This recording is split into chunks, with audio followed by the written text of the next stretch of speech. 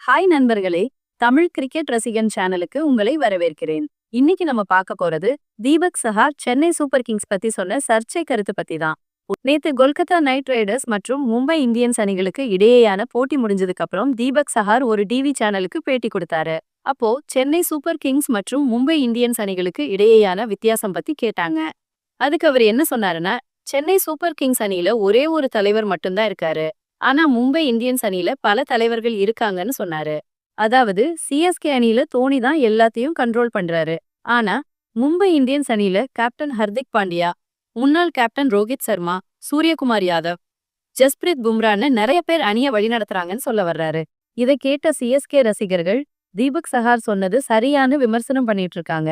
இப்ப சிஎஸ்கே அணியோட கேப்டனா ருதுராஜ் கெய்க்வாட் இருக்காரு.